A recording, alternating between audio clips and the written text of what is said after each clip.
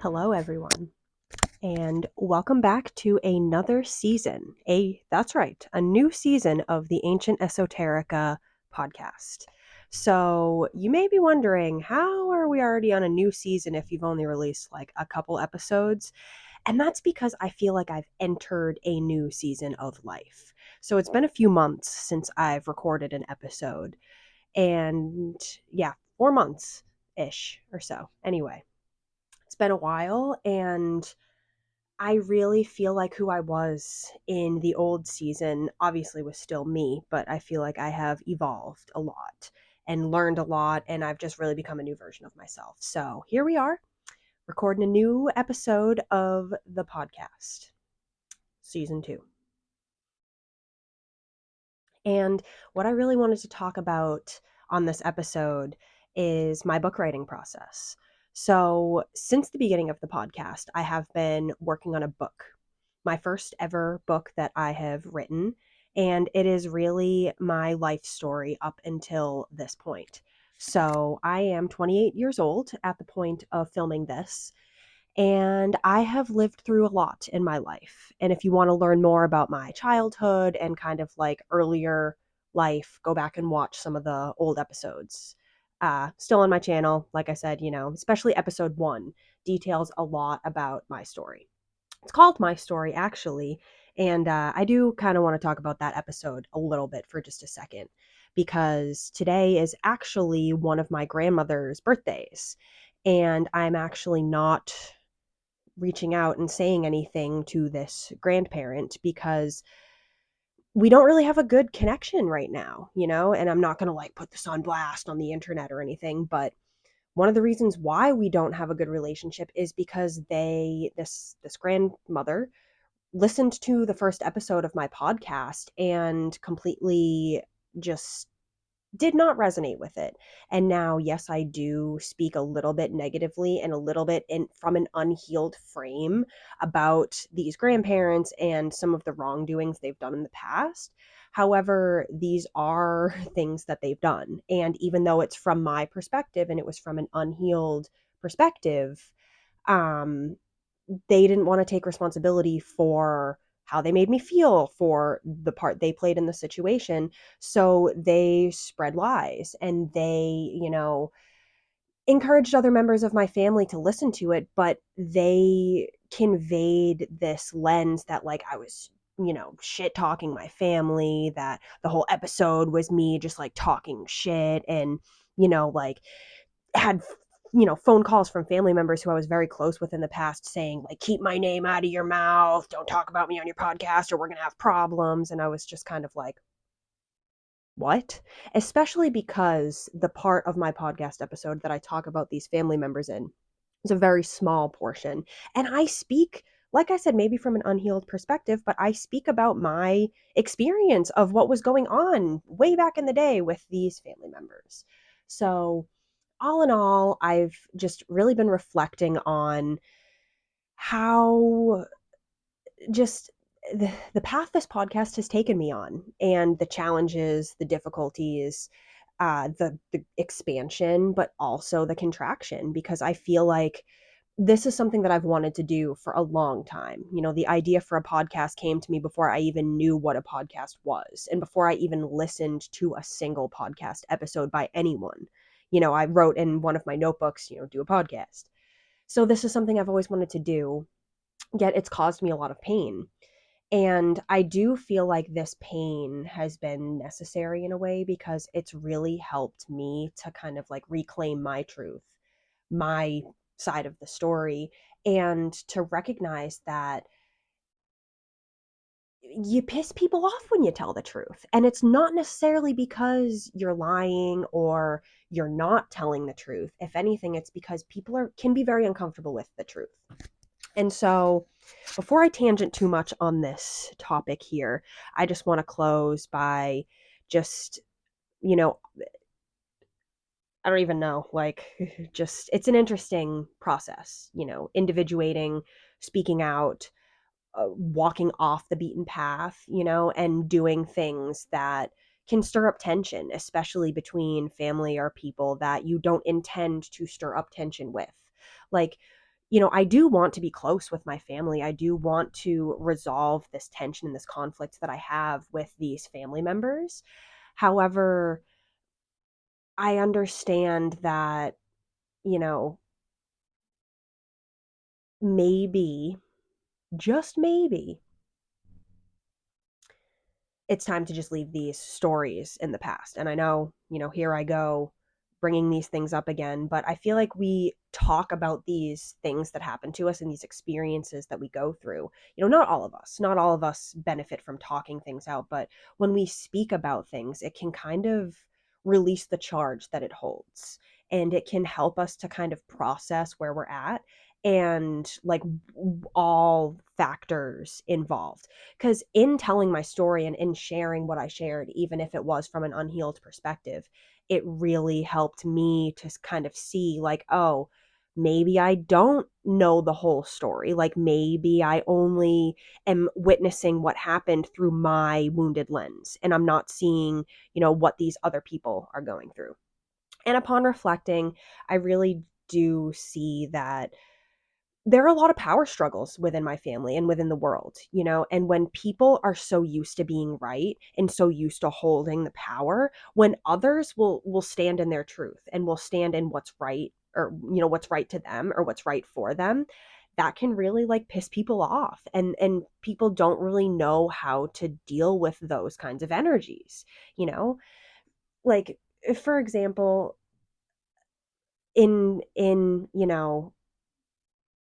reflecting, like, why don't I talk to a lot of these family members, and like, why am I at this point in my life that I'm at now, where I'm like leveling up and I'm really, seeing my past through this new lens.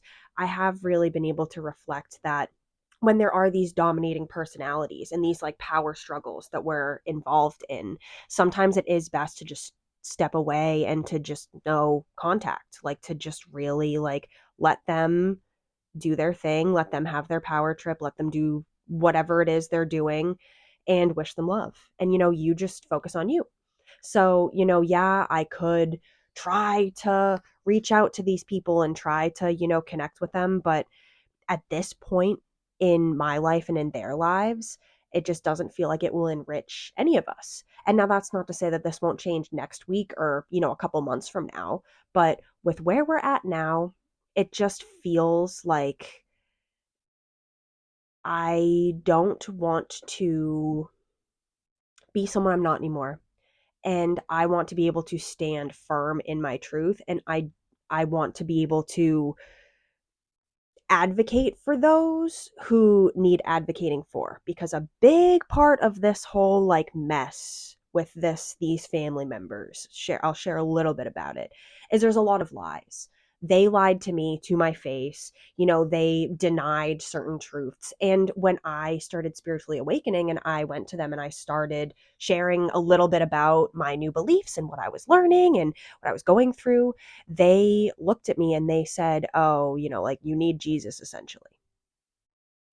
So I find that while I am discovering who I am as a human, like wanting to be alive again, wanting to find my own path, and upon healing a lot of my hatred for my humanness, a lot, and in healing my just like rejection of the human experience, I'm really learning how to protect my peace.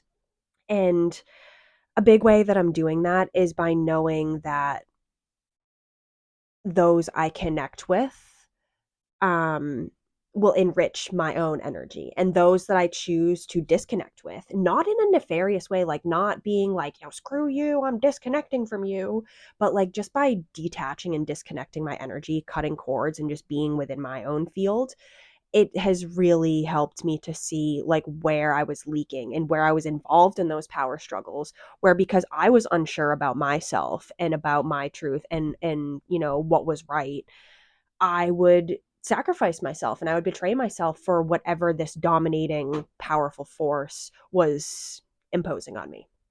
And so this is not at all what I wanted to talk about in this podcast episode, but we're running with it.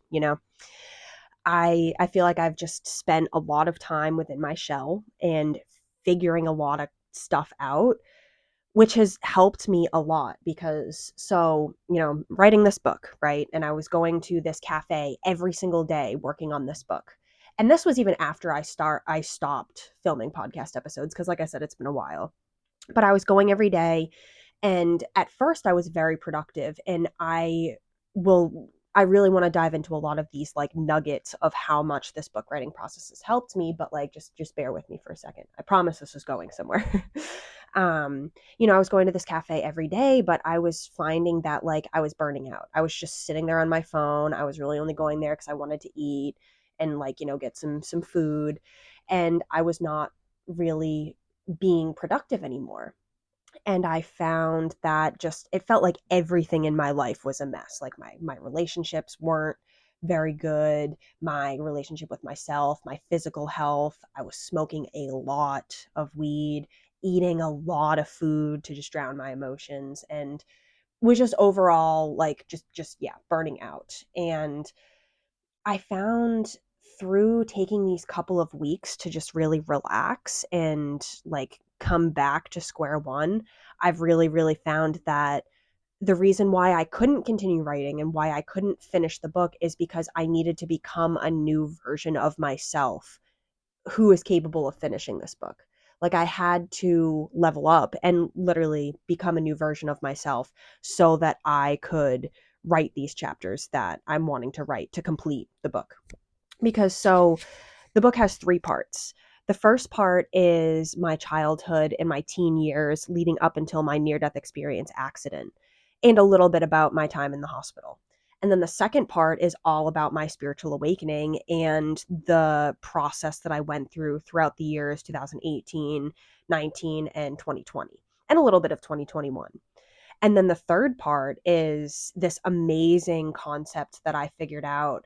And it's a way that I want to introduce a lot of the truths that I've discovered throughout my awakening process, but a way to deliver them that's not like shoving them down people's throats.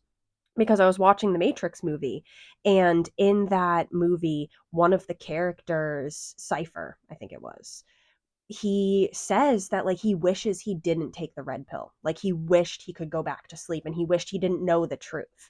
And I've actually found that to happen with a lot of people, that once they do find the truth, they almost like they stick their heads in the sand and they want to go back to sleep.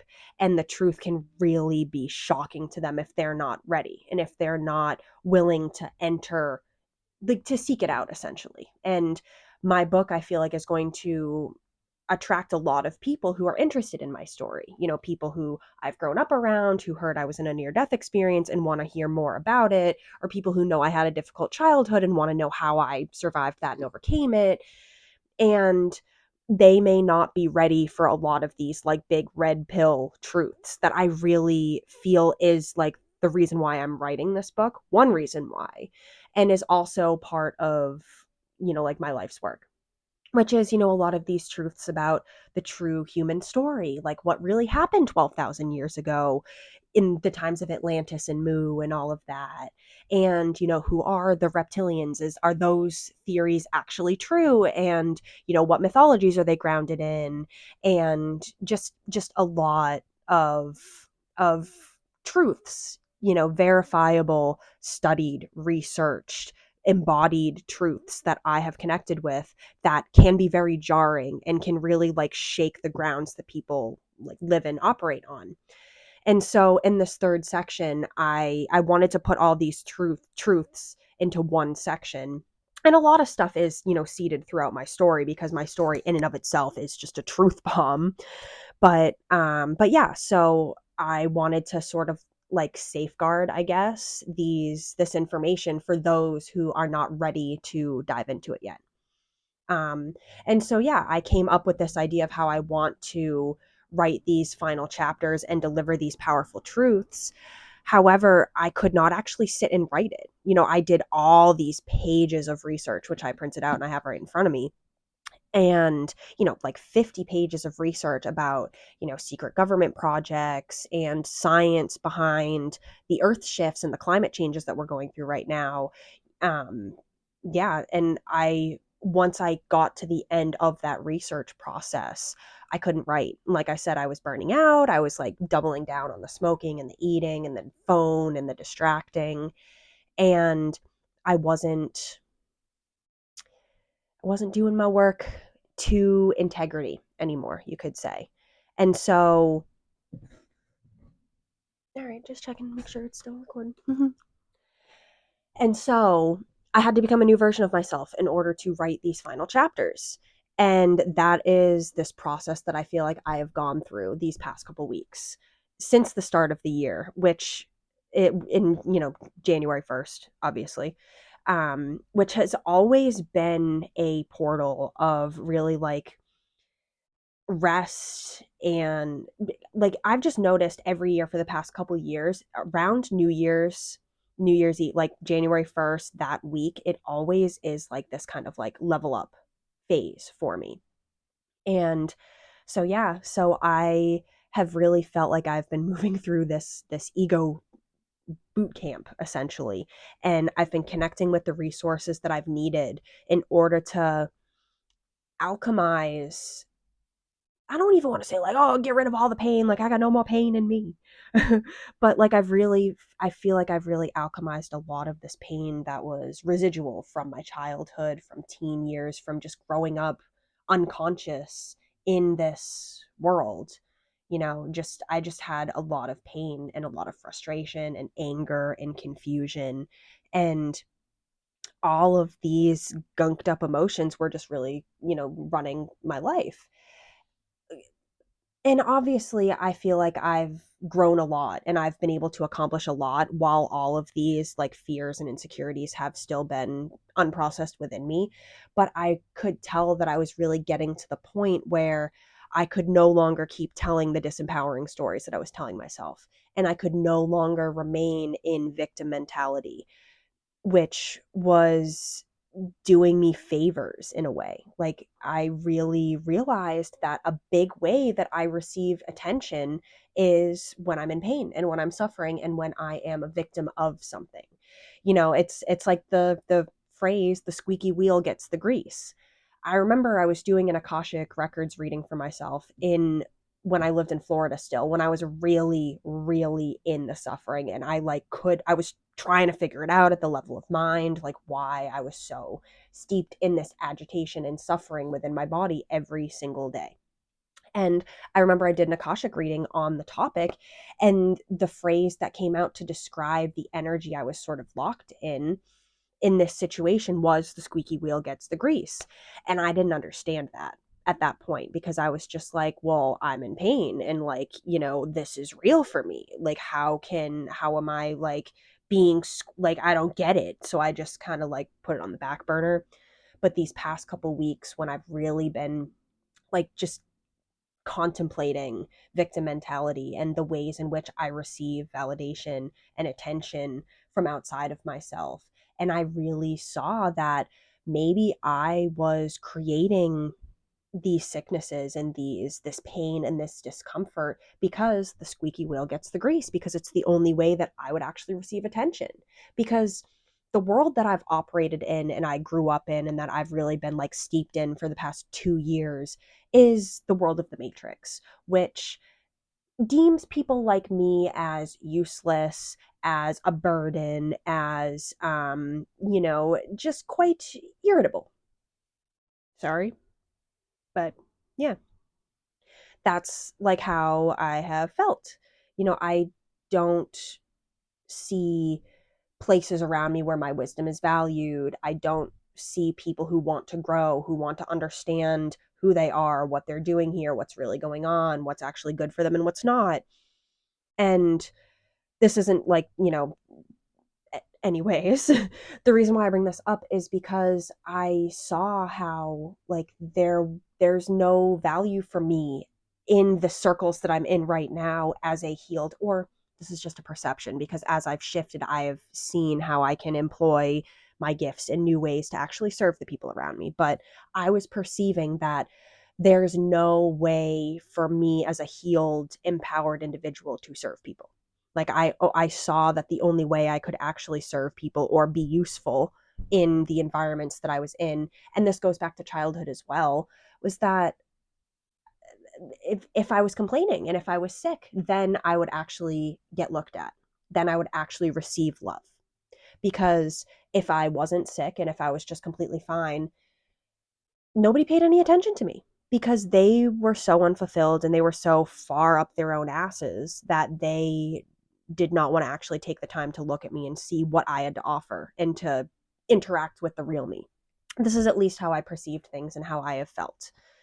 And so especially since my accident, that got me a lot of attention, being injured, being burned, the first thing that people see when they look at me, or not anymore, but back then, was my disfigurements and my injuries. And that got me a lot of attention for the first time in my life, where I felt very ignored and misunderstood and just invisible for my whole life. Or not my whole life, a window of life. I have to keep going back to this and heal that unhealed perspective, because part of the process is just showing up and figuring it out as you go. Because I'm not coming on here saying oh, look at me, season 2, new season, we're fully healed, fucking bada boom. No, not at all. Instead, I'm here doing the healing with you, doing the shifting with you, and hoping to inspire you through sharing what my perspective shifts and through sharing my experiences, just hoping to inspire you to shift yourself. And all in all, I feel like what we're all shifting into or shifting back into is coming home within ourselves, learning how to parent ourselves, especially if we were not parented the way that we needed to in childhood, and learning how to meet our own needs, and really just learning how to love ourselves and love others. Because the more we hate others, it usually reflects hatred within ourselves. If you can hate someone, it's because you deeply hate yourself. Even if you can hate someone a little bit, it's because you can hate yourself a little bit. And the more you heal that hatred and the more you really just, because it's at the end of the day, what the fuck do you want to do? Do you want to hate? Do you want to be a hater? Or do you want to love and receive love and dwell within the energy of love? What feels best for you? Because that's the choice that one has to make. Are you on the path service to self, service to, narcissism and to evil and separation from unity consciousness, that's fine. That is fine. That is not a problem, honey. If you want to go hate and be little me, self, give me everything, go for it. No one's stopping you. It's all about how it feels. And if it's in integrity with you, your soul, your path, do you want the hate, or do you want to be filled with love and enjoyment and to share that love with others?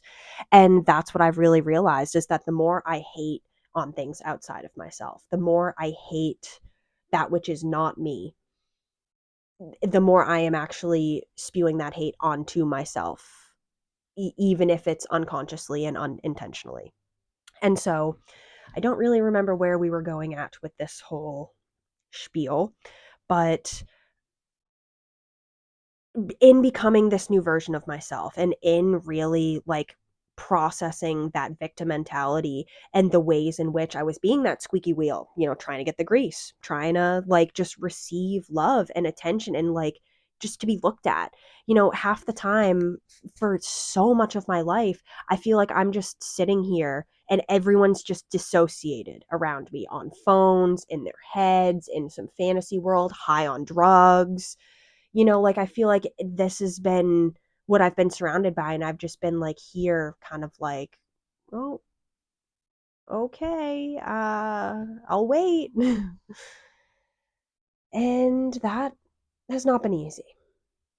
It has not been easy at all. But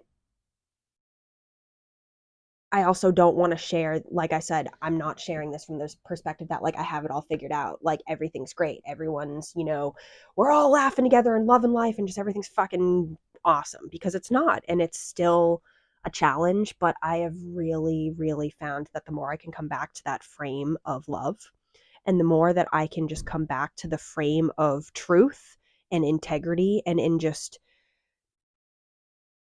beyond right and wrong, just being with what is, like not judging it, not saying that's right, that's wrong, oh, you're doing that right, or I'm doing this wrong, like beyond the judgments, the labels, and just everything freaking is. Oh, like I woke up at 10 o'clock instead of 9 o'clock, instead of making that bad or wrong and saying like, oh my God, like I gotta get up and like get my morning workout in, and I gotta like have my smoothie before 9:45 or else the sun's gonna be in this position. Like, no, like that's just trying to control and like not trusting in the overall process and not trusting in the plan. And that this is when we start to make the shift out of egoic consciousness and into soulful consciousness. Because I used to always hear this phrase and I would always kind of wonder, like, what does it mean to be in egoic consciousness or soulful universal consciousness? And it really does mean, like, are you like in it, like everything's your responsibility, you have to control everything, you have to get up at 9:45 or else the sun's going to move over here and your smoothie isn't going to hit your digestive system right, and like, or are we just in, oh, I woke up a little late today, let's take a deep breath. We're here. We're living. We're breathing. We're really here. Okay, what is needed? Then start the day. And I've really seen that, like, that the ego is very confused at all times.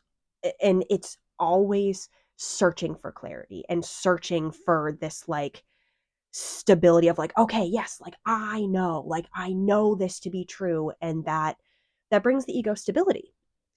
The ego is the part of us that is like, what the heck are we doing here, what the heck is going on, and why, all the time. And it's the mind, it's the inner processes of the day-to-day mind that we're all tapped into. But we shift into that universal consciousness, into creator consciousness or soulful consciousness, when we really kind of see through the tentacles of the game and we see the game from a higher perspective. We see that, like, oh, it doesn't really matter what time you get up. It matters that you did get up. It doesn't really matter if you do everything exactly right. It matters how you felt while you did it. Like, it doesn't matter if you finish all your homework by noon, cool. Just matters that you did it. But the mind, it plays its games. It has its loops. It serves its purpose, like we are here being egos. Like, it's part of the game, but we don't want to get too lost in the game, too lost in the labels, too lost in the separation, the right, the wrong, the control, the clarity, the ego.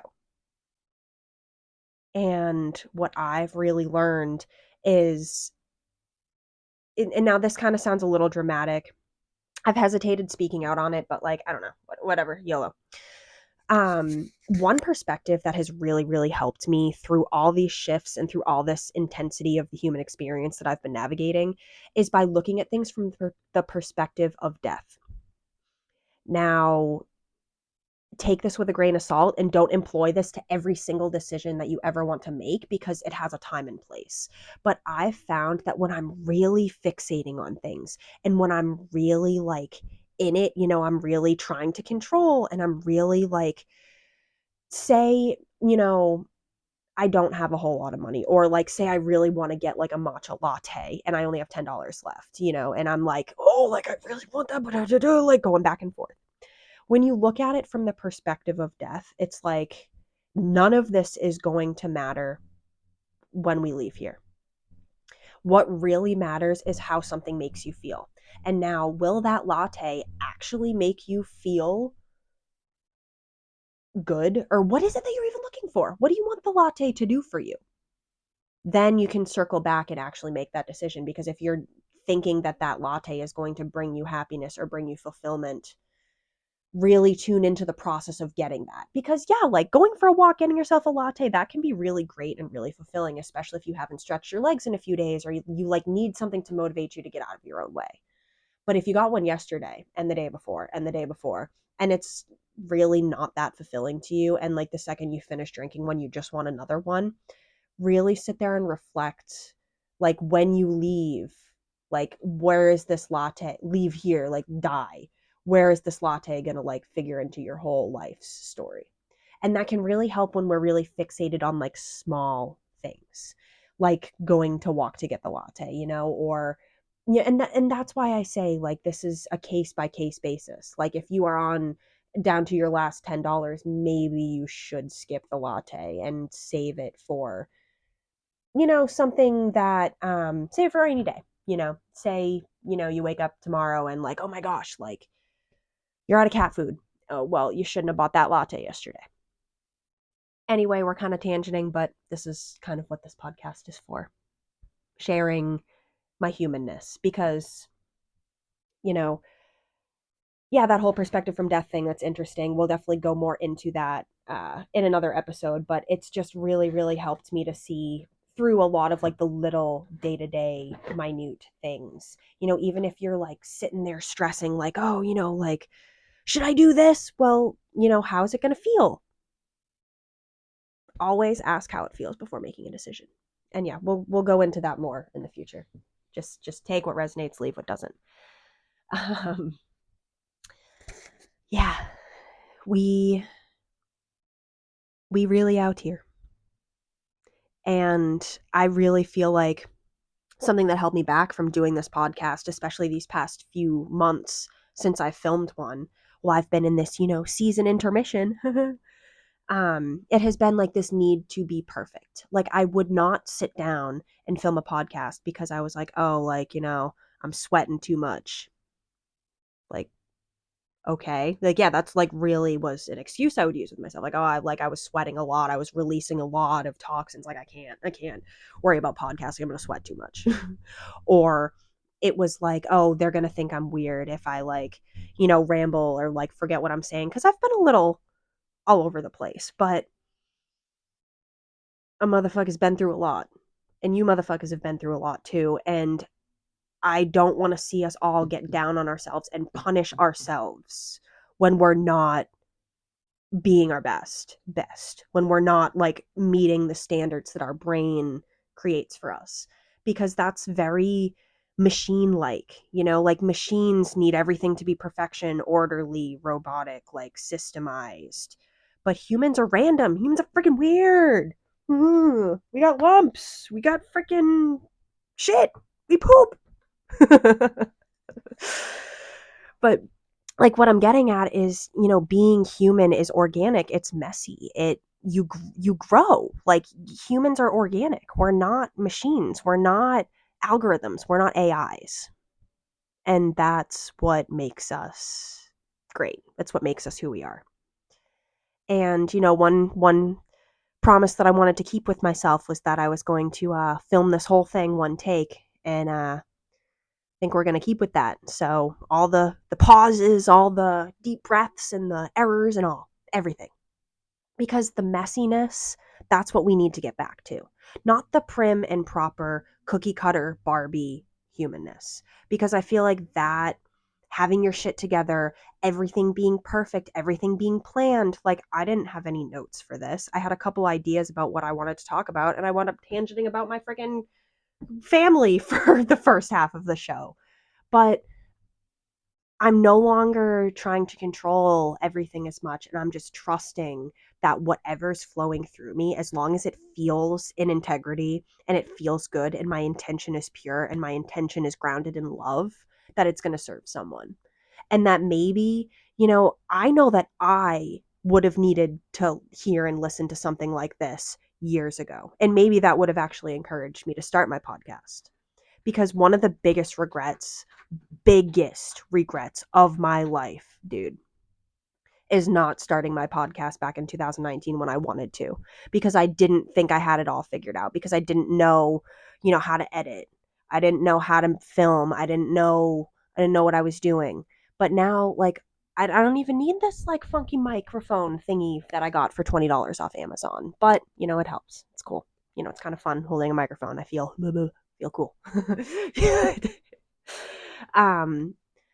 But and this is something that I've learned from others, was from YouTubers like Aaron Doherty and Victor Odo. They do a lot of work, with their full-time purpose program, with their YouTube channels, with their personal brands. And the number one thing that Aaron Doty, go check out his YouTube channel if you haven't, but the number one thing that he preaches that has impacted me the most is just start. And it was him telling me to just start in the summer of 2023 that actually, wow, yeah, I'm like just realizing this now, like, wow, full circle moment. It was him in 2023 saying that made me realize, like, oh shit, like I have to stop waiting. And me telling myself the story that, like, oh, I'm not ready yet, oh, I just have to wait, oh, that's what kept me from actually starting. Not because I wasn't actually ready. Like, I was ready back then. I had a lot to share, and I would have loved to just watch what I was going through and all the rabbit holes I was going down and everything I was discovering. Like, I wish more than anything that I started my podcast back in 2019 when I wanted to. So if you're hearing this and you've been wanting to start something, whether it's writing a book, I wanted to start writing my book in 2018. I said I was going to write a whole book about how much weed helped me. And even though that's not what this entire book is about, I always knew I wanted to write books. When I was in middle school, I wrote my first book. It was a fiction book called Distant Planet. And it was about these people who came from another freaking planet. Like, and if you know me, it's like, oh my God, like, it's all connected. It's all within us. And we're always being guided. Always. I'm sorry, I'm making so many weird faces. But also, that's why I film, because you got to capture the humanness, But yeah, if you've wanted to start anything, podcast, freaking YouTube channel, a book, on TikTok, making TikToks, writing music, freaking scrapbooking, reading tarot, anything you've wanted to start, but you've told yourself, I'll start it when? Do it now. Because you will regret it. And yeah, you'll feel that resistance when you're going to do it. Yeah, you might like look cringe and look weird, but the more you can lean into that cringe, the more you'll realize that that's what people actually want. That, like, we are so starved of realness. What I really want is like this kind of stuff, like people being real, filming themselves talking. It sounds so like stupid, and like, who would ever want that, like filming themselves ramble? But the more artificial this world gets and the more fake it gets, the more we crave realness and the more we need it to remember that, like, oh, that's what it means to be human. Especially as we move throughout this gateway we're moving through right now, which is this like crazy transformational time period where